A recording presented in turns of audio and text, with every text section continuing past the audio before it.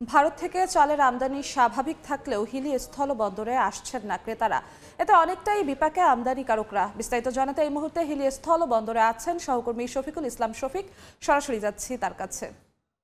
শফিক, চালের দাম স্বাভাবিক রাখতে গত 11 নভেম্বর থেকে হিলিস্থল বন্দর দিয়ে চাল আমদানি স্বাভাবিক হয়। তবে চালের আমদানি স্বাভাবিক থাকলেও কিন্তু অনেকটাই ক্রেতা সংকট।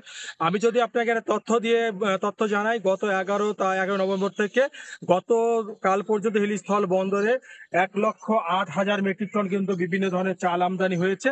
তবে চাল আমদানি স্বাভাবিক থাকলেও চালের যে ক্রেতা পাইকার অনেকটা কম আসছেন। এর কারণ জানার জন্য আমি আমদানিকারক ব্যবসায়ীর সাথে কথা বলেছি। ব্যবসায়ীরা বলছেন যে সরকার ইতিমধ্যে চট্টগ্রাম বন্দর দিয়ে অনেক বড় কয়েকটি চালের আনার সিদ্ধান্ত নিয়েছে। ইতিমধ্যে চাল বাংলাদেশে প্রবেশ করেছে। তাছাড়া যে সরকারের যে খাদ্য বান্ধব যে বিষয়, সেটা হচ্ছে ওএমএস বা টিসিবির চাল, সেটাও কিন্তু খোলা বাজারে ইতিমধ্যে বিক্রি শুরু হয়েছে। যার কারণে কিন্তু ক্রেতা সংকট বা ক্রেতারা কম আসছেন চাল কেনার জন্য। আমরা এই বর্তমানে হিলি বন্দরে আমরা দেখেছি এখন প্রায় 11টা পার হয়ে গেছে। এই সময় হিলি বন্দরে যে পাইকারের সমাগম, সেটা কিন্তু শত শত পাইকার এবং ব্যবসায়ীদের যদি মুখরিত অবস্থা, সেটা কিন্তু অনেকটা স্থবিরতা বলা যেতে পারে। তো অনেকটা ক্রেতা নাই।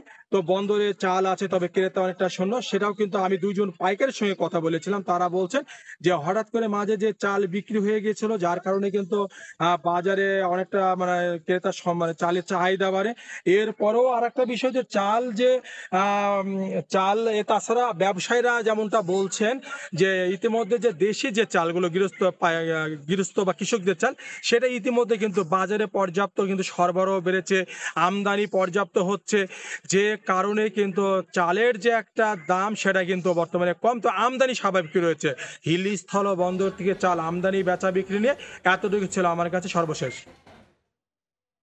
সরাসরি যুক্ত ছিলাম হিলি স্থলবন্দরে।